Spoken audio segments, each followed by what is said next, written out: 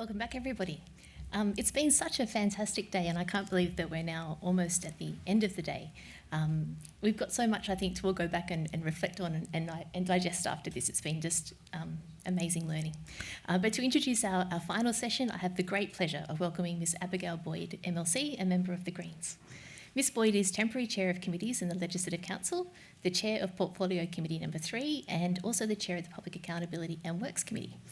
And she's also Deputy Chair of the Regulation Committee. She has been an active member of a multitude of committees since her election to the Legislative Council in 2019 and was the National Secretary of the Australian Greens before entering the Council from 2017 to 18. Prior to entering Parliament, Ms. Boyd worked as a solicitor in London and in Sydney, and her policy interests include climate change, economic inequality, domestic and family violence, animal welfare, disability and young people. Please join me in welcoming Abigail Boyd to the stage.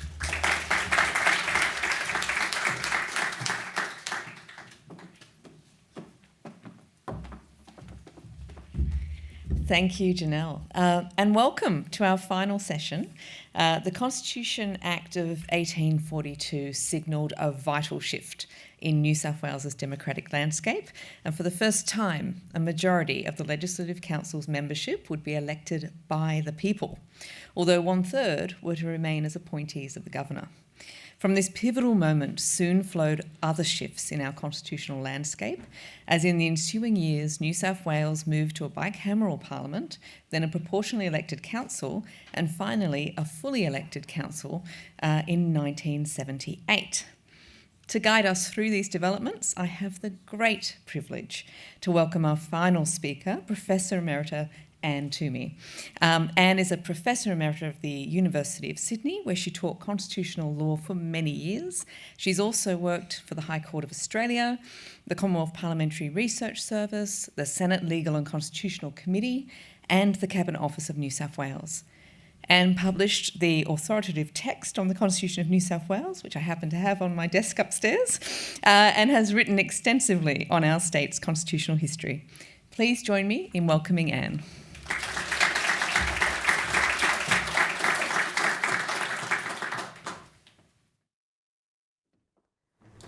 Thank you very much. It's an absolute delight to be here today, and what an extraordinarily impressive opening there was. Sounds way more exciting than the Constitution of 1842.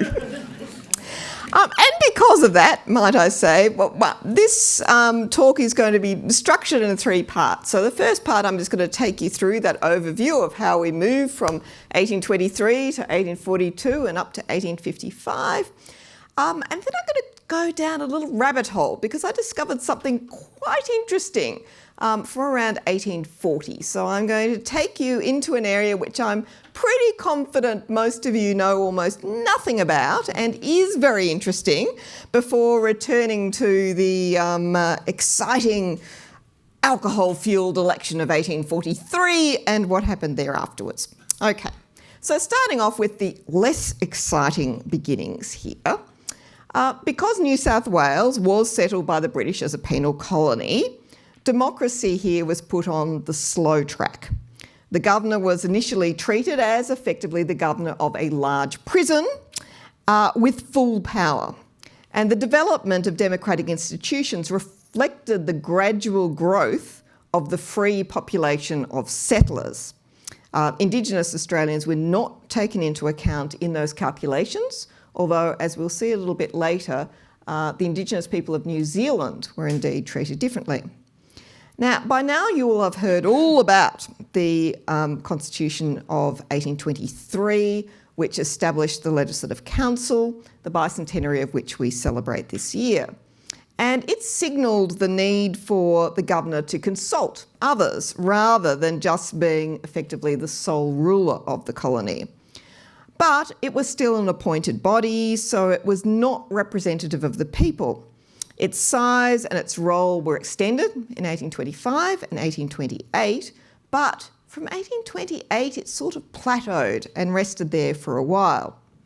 Now, in 1842, representative government was introduced in New South Wales, with a Legislative Council comprised of 36 members, 2/3 of whom were directly elected by those who were enfranchised in the colony, which of course was a limited franchise, and 1/3 of them, primarily the government officials, were chosen by the Crown. And the fact that the majority of this, what they called a blended parliament or a blended house, were to be elected, did give the House its representative status. But the governor still in effect chose who comprised the government itself. So it wasn't fully democratic and fully representative in that context. Now the role of the governor was wound back a bit, but the governor could still reject a bill or reserve it for consideration in London, and only the governor could initiate money bills. And as we all know, money is power, and particularly when it comes to government, money is its ability to function. Moreover, the Legislative Council couldn't control two of the most important things at the time, and that was the sale of land and the cost of government. There was a civil list in schedules that was attached to the 1842 Constitution, which set the salaries of the governor, the judges and the public servants, and this could not be altered by the Legislative Council, so it had no real control over a considerable proportion of the budget. This led, unsurprisingly, to significant dissatisfaction. Now, the final step on this democratic journey occurred in 1855 with the attainment of responsible government. This involved establishment of a bicameral parliament with a nominated upper house, being the Legislative Council, and a fully elected lower house, the Legislative Assembly. As in Westminster, the government was formed by those who commanded the confidence of the lower house. The governor's powers were again reduced so that he primarily acted upon the advice of his responsible ministers, although the governor did retain some reserved powers about matters such as the appointment and removal of the Premier and the dissolution of the Legislative Assembly.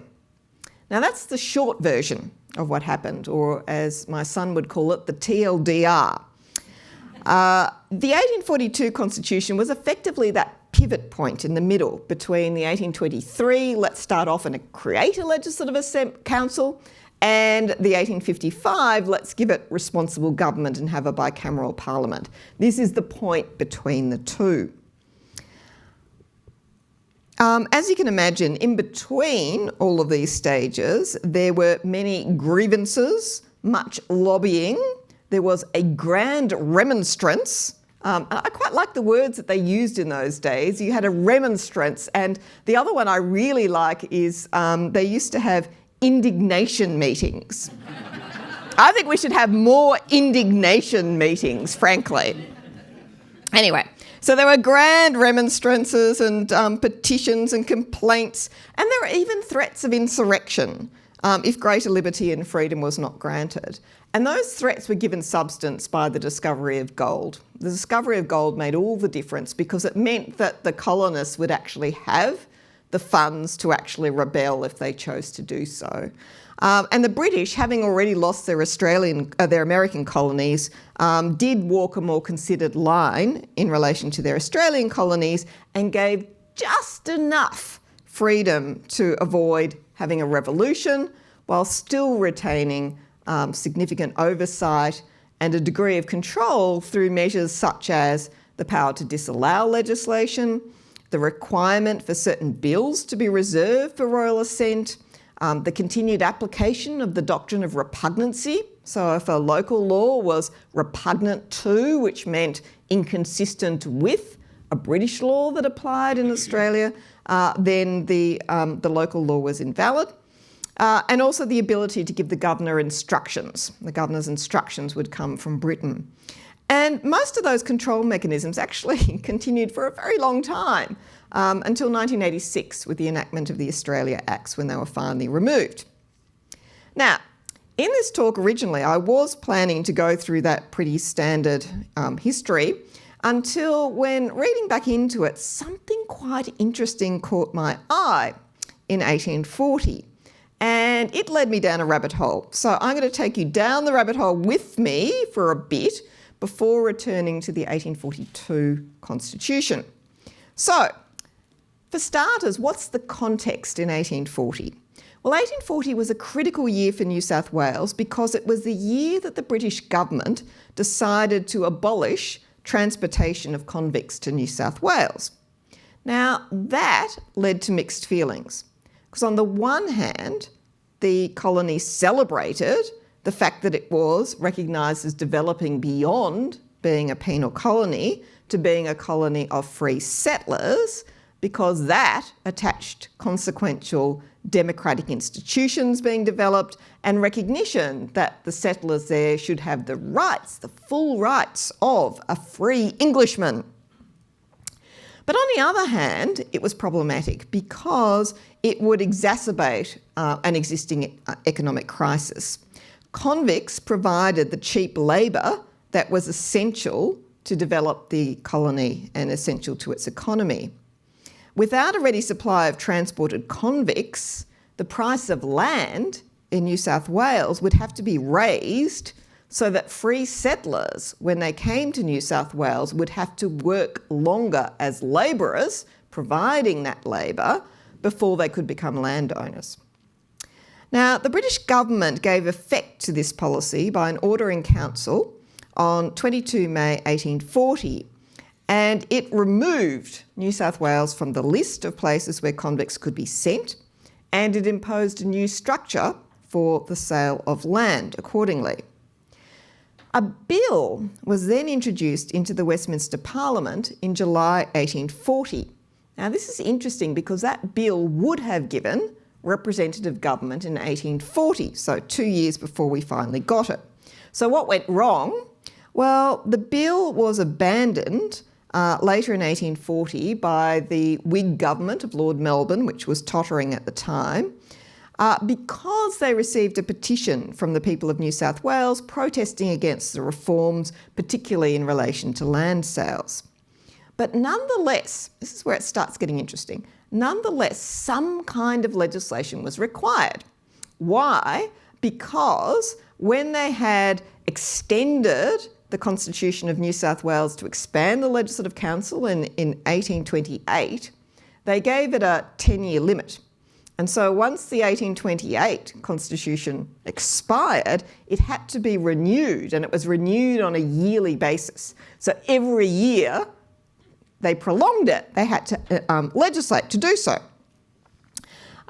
So they needed to put in this legislation, which was simply a matter of maintaining the status quo for another year until they could have another attempt at bringing representative government to New South Wales.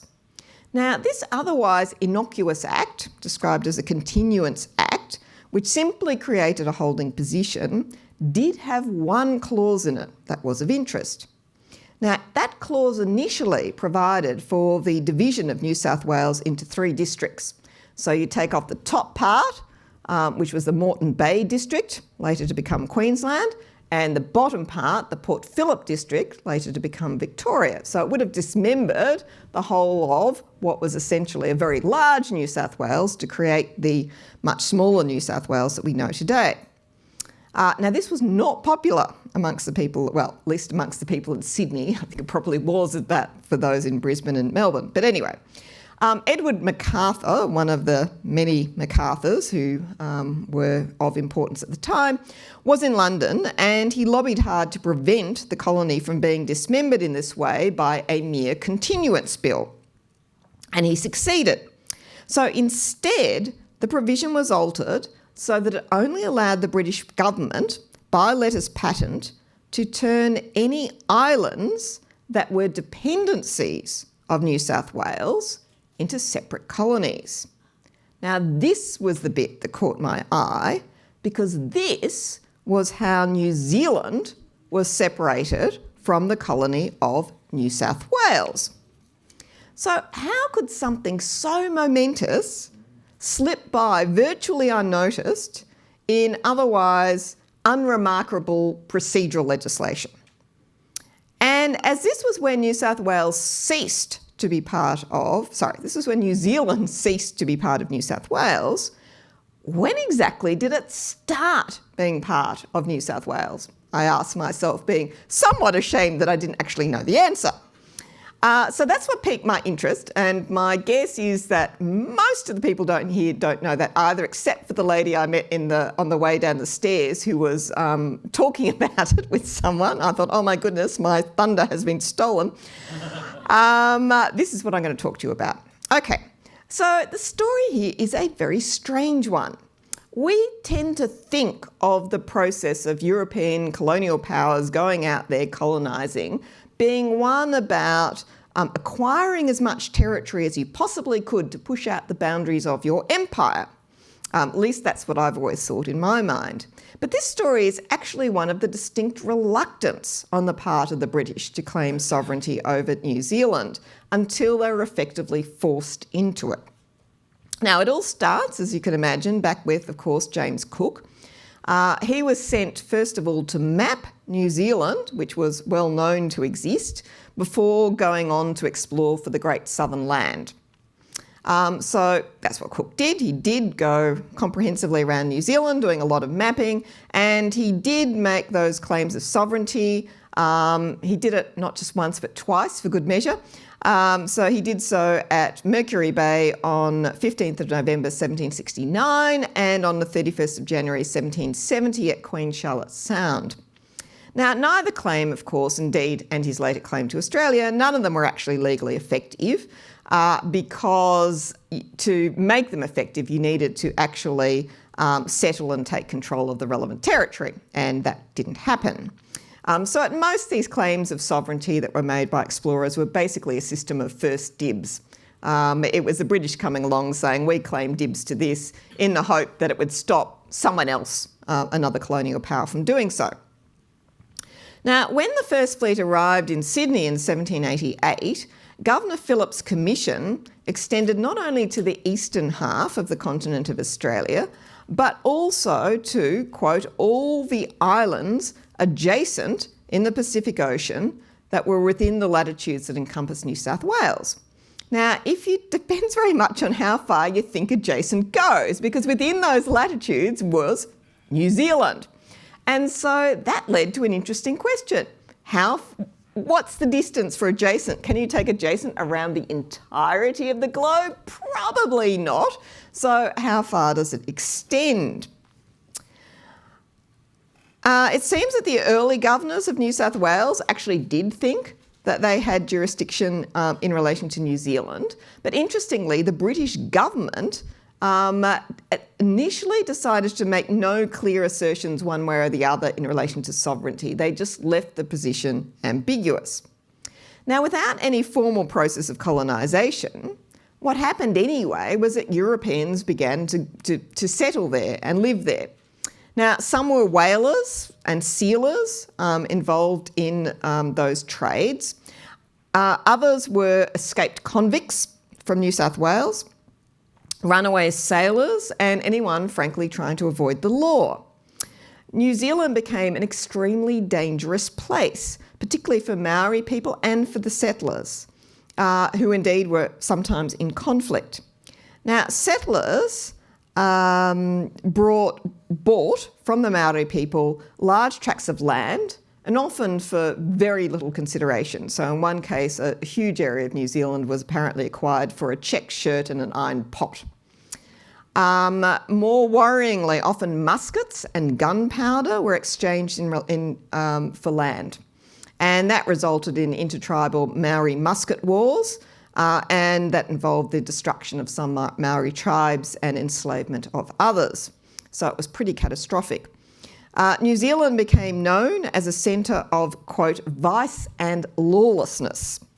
And this was because literally there was no law that bound the European settlers, and there was no policing or punishment of wrongdoing. So you can just imagine what a society on that basis was like. Now, the British settlers in New Zealand then began to demand protection for their lives and property. Now, while the British government denied that New Zealand actually fell within its dominions, it did pass a law in 1817 to punish murder in New Zealand, and it conferred jurisdiction on the New South Wales Supreme Court to try offences that had been committed in New Zealand, despite denying sovereignty. It's a bit tricky. Now, Again, this wasn't really very effective. People in New Zealand just basically laughed at it. A second attempt in 1831 was to send a British resident to New Zealand, and that was the name I picked up hearing on the passageway. It was a Mr. James Busby, but he also proved to be ineffective, and law and order was not achieved. So pressure mounted on the British government during the 1830s from two additional sources. First, there were the missionaries, who sought to protect the interests of the Maori people while at the same time trying to Christianise them. And then there were the people who wanted what was called organised colonisation, and that was Edward Wakefield, who, by the way, has a very unusual personal background if you want to have a look at that. Edward Wakefield and his, who of course was involved in the Wakefield scheme in South Australia, and what his company, the New Zealand Company, which wanted to have organised colonisation in New Zealand, which was funded by land grants. So they didn't want the British to come over and take control over the sale of land. They wanted to be able to do the sale of land themselves in order to fund the immigration. Now, both the missionaries and the New Zealand Company opposed each other's schemes and spent a lot of time lobbying the British government. Now, the British government did not want to claim sovereignty over New Zealand due to the cost of it and the, quote, arduous responsibility of protecting the inhabitants of so extensive a dominion. So basically it was going to cost them too much money and too much effort. It was too far away and across the other side of the world, and they just weren't interested. But at the same time, they did recognise the evils of unauthorised colonisation, with massive land grabs going on, which were known as land sharking, as well as the risks to their own subjects if other countries came in and claimed sovereignty in New Zealand. And this is where they started worrying because the French were sniffing around.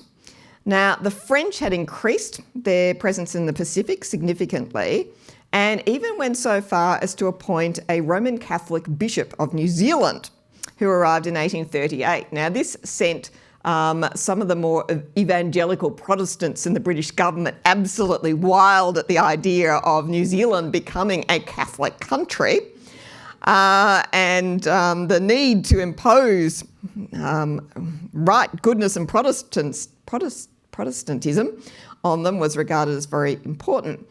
Now, the French also, there was a French man who bought a large tract of land around Akaroa. Anyone who's been to New Zealand and Akaroa will know it was a French settlement there.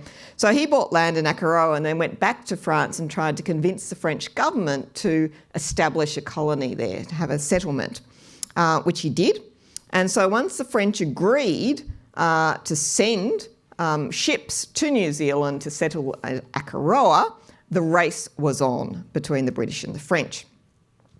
Now, the British government initially wanted to avoid legislating in relation to New Zealand and the claim for sovereignty. Why?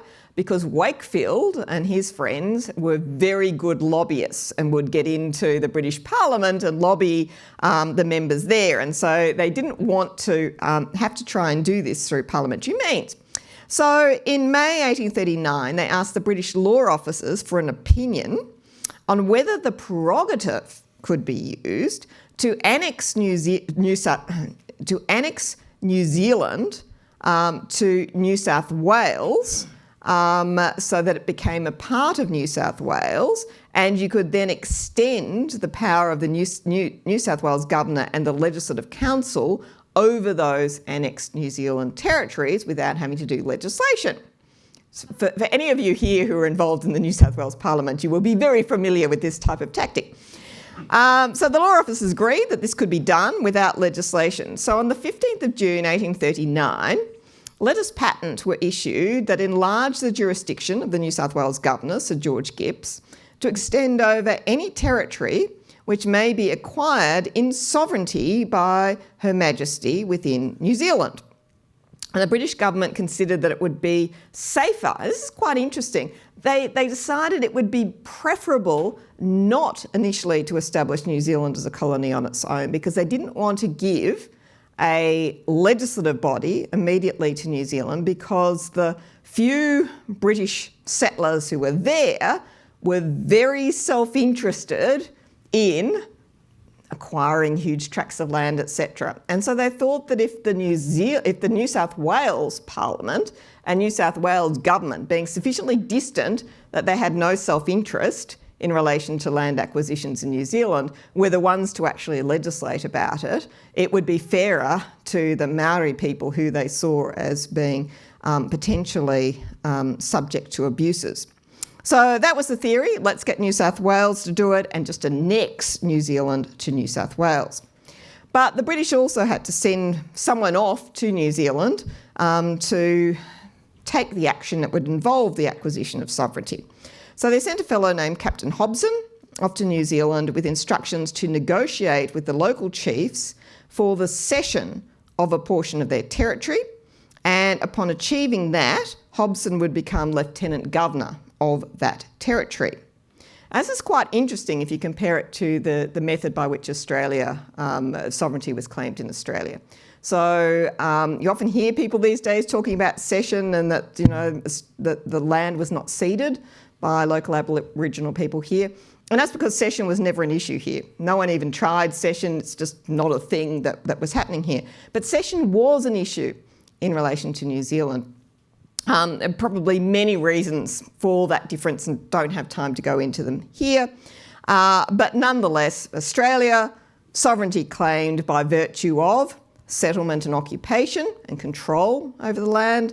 New Zealand, initial attempt at least, was to achieve sovereignty by cession through treaty with the local chiefs of the Maori tribes.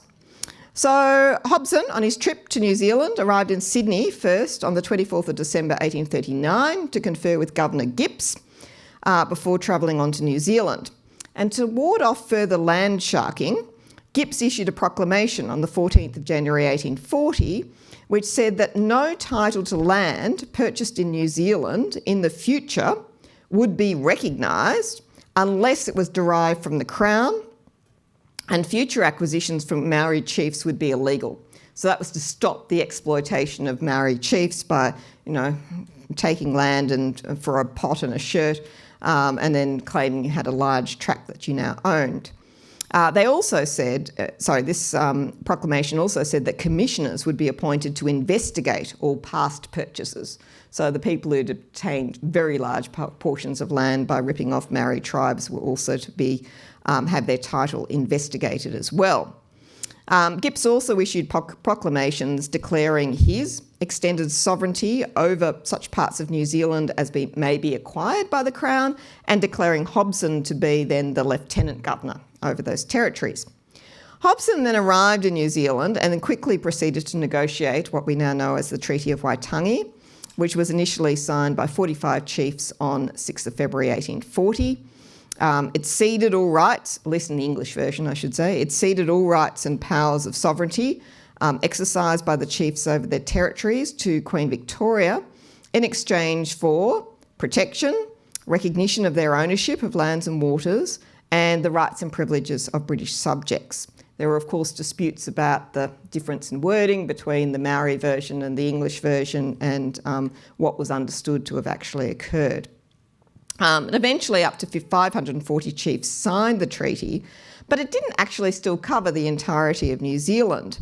So once the French started again sniffing around, that little convoy of ships coming towards Akaroa was heading there, there was this great race to particularly claim the South Island, and they couldn't actually get around and get enough people to cede territory. So instead they just said, okay, we're claiming sovereignty by virtue of settlement and occupation. And they did so just before the French settlers arrived in 1840. So the annexation of New Zealand to New South Wales was not popular in New Zealand. The settlers there did not want to be tainted with the convict stain of New South Wales, but equally the people of New South Wales were unhappy at having foisted upon them the burden and expense of governing this new colony. So both sides were quite relieved when 6 months later the British government slipped into that 1840 continuance bill a provision that permitted the separation of the islands of New Zealand from New South Wales, establishing them as a separate colony. So that was the point in 1840 when New Zealand ceased to be part of New South Wales and ceased to be within the jurisdiction of the Legislative Council. I see that my time has now expired, so the rest of what I was going to say was simply that coming back to New South Wales, we did have an election in 1843 to establish this new Legislative Council. The election was somewhat marred by a very large amount of drinking, singing, violence, throwing of eggs and lettuces, and at least according to one author, the throwing on the stage during the hustings of a dead cat. Now, I have to say, I've often heard that phrase of throwing a dead cat on the table, and I have to wonder whether or not it was the 1843 election that did that. But a search through Trove of all the newspaper accounts, I found nothing about a dead cat. So if anyone actually finds a primary source to tell me that a dead cat was thrown onto the stage during the hustings, I'm quite interested to know that. So the 1843 election was indeed, shall we say, extremely controversial. But nonetheless, we did have an election, and from there we moved to the one thing about the election was that it united people and it united them against the British government. So creating a representative parliament in New South Wales created a forum for everyone to complain about the British constantly interfering. And that was the process that then led up to our bicameral parliament in 1855. I hope you enjoyed my little excursion into the history of New Zealand because the 1842 constitution itself, not quite as exciting as you might imagine. But nonetheless, I hope you all learnt something useful. Thank you.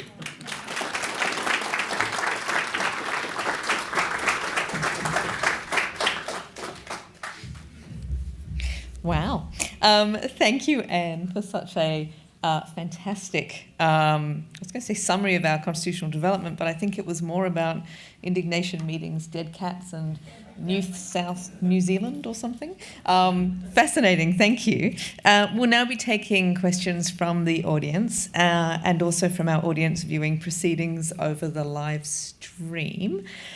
The team here will be reading out comments sent from the live stream audience. I'm not sure I can actually see if they've got any, so I'm going to squint a bit. But if you have a question, please raise your hand. There's some roving mics in the audience, and they will come to you, and we will do our best to get to your questions. Please go ahead. Thank you. That was really terrific in terms of New Zealand. I think we had all known, for example, that the Reverend Samuel Marsden was a great advocate for missionising in New Zealand and was in fact rather better thought of over there than here. But my question concerns 1840 and one William Charles Wentworth, who reputedly bought the entire South Island of New Zealand. And his treaty with the Maori chiefs includes, which is in the State Library, includes all of their facial tattoos as signatures. And I assume that this is in part him noticing what is going on when perhaps others don't. So did you come across him in your rabbit hole? I did, although I didn't actually come across. I'll go and have a look in the State Library at the treaty because I'd be quite interested to see it. Yes, so there were quite a few stories about that sort of thing. So, for example, there was also a story of a number of chiefs from the South Island coming on a visit to Sydney because one of the less reputable whalers who was doing a fair bit of land sharking had brought them to Sydney for the purposes of negotiating the sale of the South Island. And Governor Gipps tried to negotiate a treaty with them and was outraged where they decided to go with, no, the whaler bloke instead. But, you know, the problem with all of this is particularly when you're in an environment where it's not clear what the law is and, you know, people are just going out there and saying, I'll give you a pot and a shirt or whatever, or muskets, worse, for land, how then do you assert that you have, you know, and they were buying huge tracts of land. So a lot of it was utterly disreputable. So I haven't seen William Wentworth's one. I know he was terribly involved in all sorts of aspects of it around this time, so it doesn't surprise me. But nonetheless, the whole point of the letters patent and establishing a commission to inquire into these things was that the actions were disreputable, and if the British were going to take control in terms of applying law to New Zealand, they needed to sort this stuff out. The French, by the way, kept their land at Akaroa, so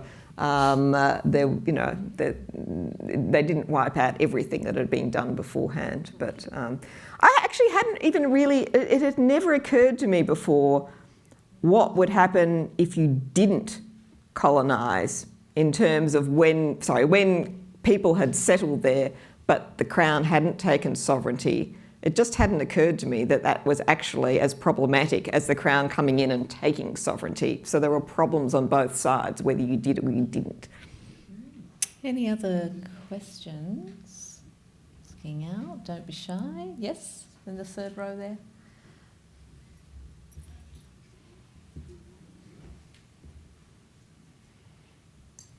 I'm just worried about those poor landholders who got all that land from the Maori people for a shirt and a... When the Crown came in, did they have to give up that land or did they retain the land? I don't know enough about that side of things. I suspect that there are lots of people in New Zealand who have looked into that more. I think a lot of it was ruled as invalid and ineffective. I wouldn't feel too sympathetic for the people who spent with their pot and their shirts to get the land. It depends on very much on. I guess it's similar to the whole point, that I said in the beginning about Cook claiming sovereignty, but it was ineffective because they weren't actually occupying and controlling the land. And it was the same in relation to these people making these sorts of land grabs. If you were actually occupying the land to the extent that you had built structures on it, you were farming it or doing it, I suspect they probably let you keep it. But if it was just a big theoretical land grab, I've taken the entirety of this area or this island or whatever it is, then no, it's just not effective, and I think that's the problem. Any other questions? That down the front.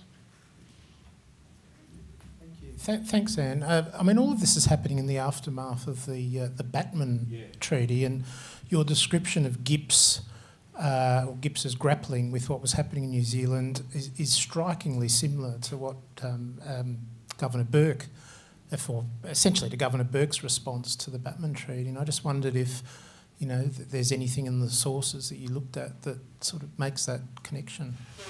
Yeah, look, I agree. I think one of the big differences is that there seems to be a big shift in British consideration of how to deal with sovereignty.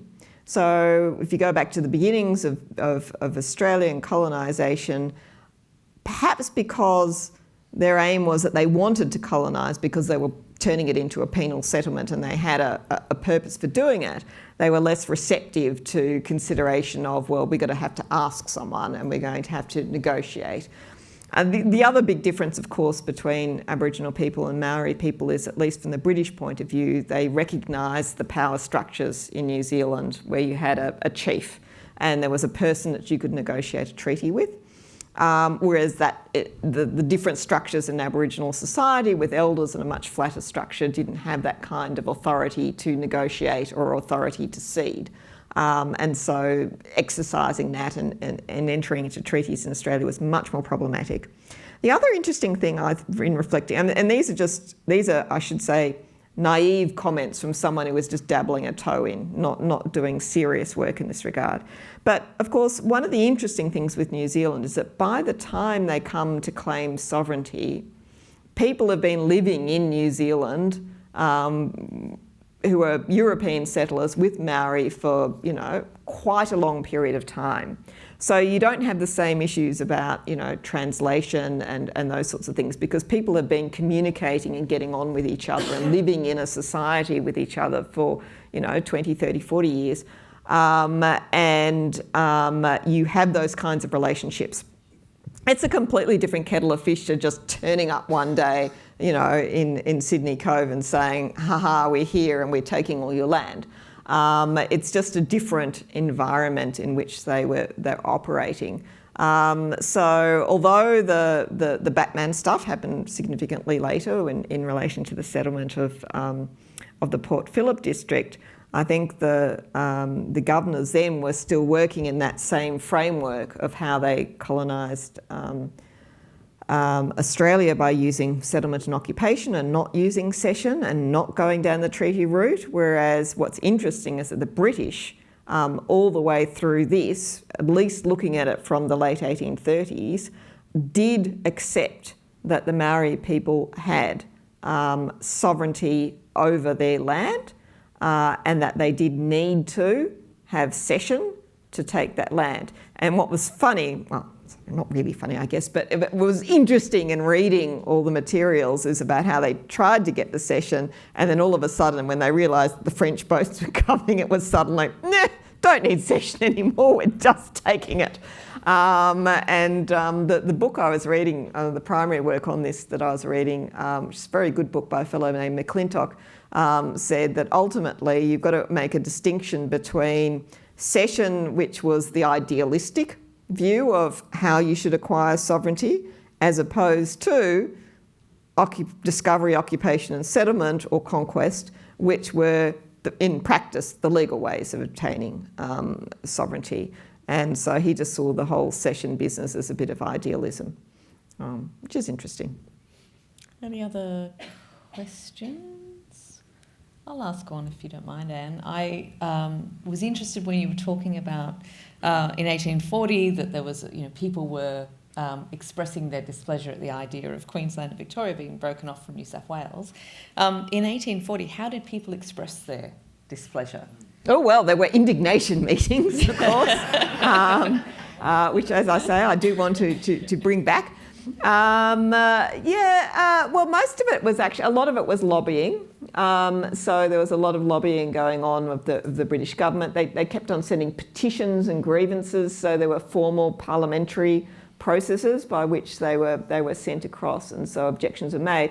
But I should say that this was largely concentrated from the people in Sydney who took the view that it would be, so just the context here is that we were in an economic depression. You know, the wool market collapses, the Bank of Australia falls over, so we've got tightening economic circumstances, and their concern is that once you have to pay separately for the mechanics of a government in Victoria and the mechanics of a government in Queensland, that you're adding significantly to the public costs of running the place, and that was going to be, you know, not feasible in the circumstances. So those were the sorts of arguments that were made. But if you go and look at the reverse and say, well, if I'm living in the Port Phillip district, I'm absolutely outraged that I have to, that my representation is in a legislature council in Sydney, where I can't really elect a local person from my area to go there, because the amount of time it takes to travel there to a parliamentary sitting means that, you know, they have to give up their business and their job and everything like that. And then that means, do I actually have to have a Sydney-sider then representing me? Well, that's not adequate either.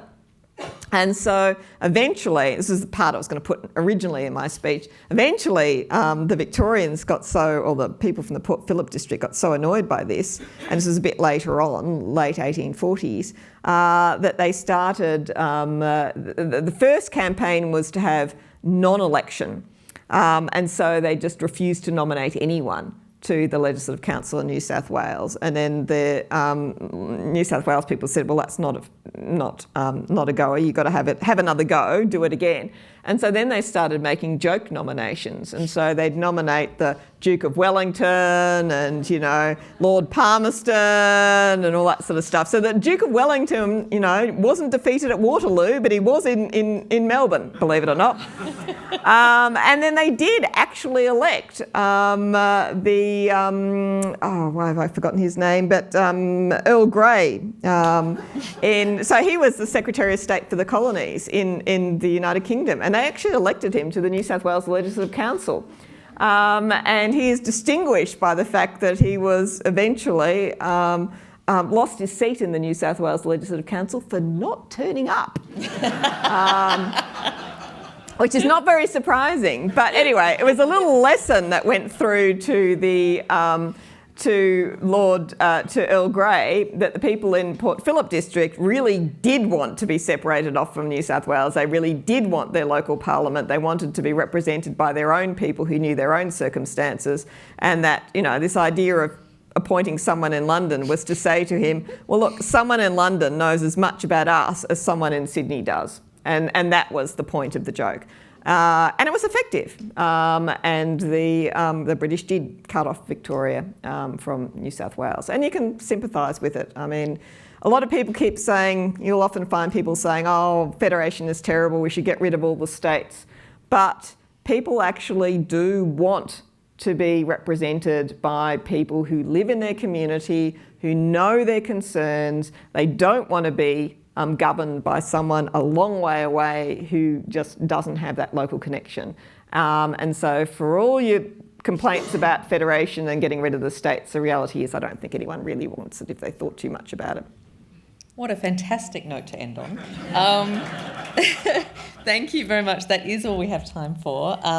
Thank you again to everyone who shared their questions, and please thank you to Anne.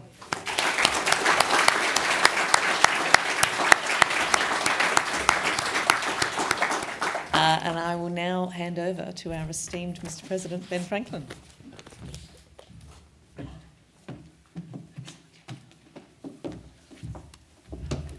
Well, please once again join me in thanking Professor Emerita Anne Toomey and Ms Abigail Boyd for facilitating such a wonderful, if slightly surprising, possibly tangential, but absolutely fascinating closing session. Can I say I love the idea of bringing back the indignation meetings, although if any of you have ever seen budget estimates, you will know that they're pretty much alive and well. Ladies and gentlemen, our goal for this conference has been to explore the unique factors that formed the backdrop to the adoption of the New South Wales Act of 1823, to unearth new facts and stories, to explore our shared history with our bicentenary partners, and to bring to life the foundations laid for 200 years of evolving democracy and the rule of law. And I hope you'll agree with me that I think that we've achieved just that over the past 2 days. I, for one, can I say, have learnt an extraordinary amount. Can I extend my very sincere thanks to our absolutely outstanding panel of speakers. From yesterday, Professor Stephen Garton, Brett Walker, AOSC, former clerk Lynn Lovelock, and the extraordinary amount of research that she went through for her presentation, Chief Justice the Honourable Andrew Bell, Virginia Bell AC, and Keith Mason AC KC. From today, the Honourable Daniel Mookie, Associate Professor Carol Liston AO, Margaret Crawford PSM, Carmel Phelps, Associate Professor David Andrew Roberts, Sue Williams, Professor Frank Bongiorno AM, and Professor Emerita Anne Toomey. Please, a round of applause for all of our presenters.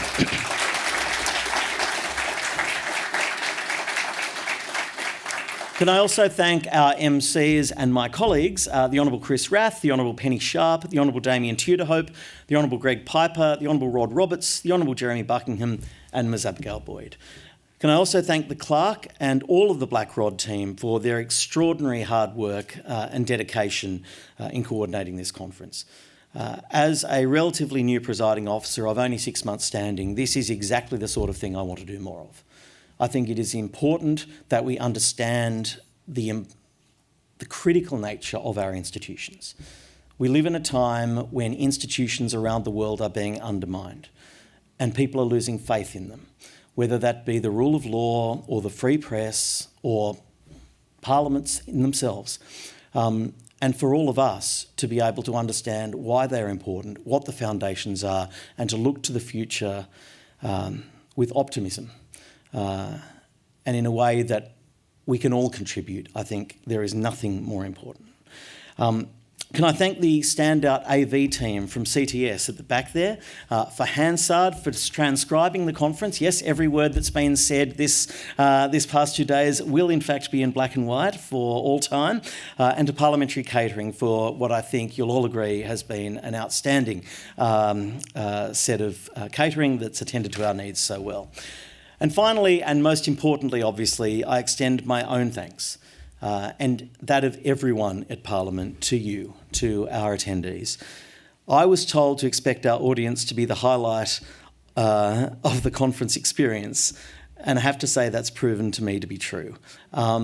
You have engaged so deeply and so warmly. It has been a real privilege having you here with us in the New South Wales Parliament. I really hope you have enjoyed your 2 days here in the Parliament of New South Wales, and will join us once again at many future events that we have, particularly over the next 12 months as we celebrate the bicentenary of the Legislative Council. Thank you all so much for being here, and I'll now hand over to the Black Rod, who will communicate our final arrangements for this afternoon's tour of the Parliament. Thank you once again.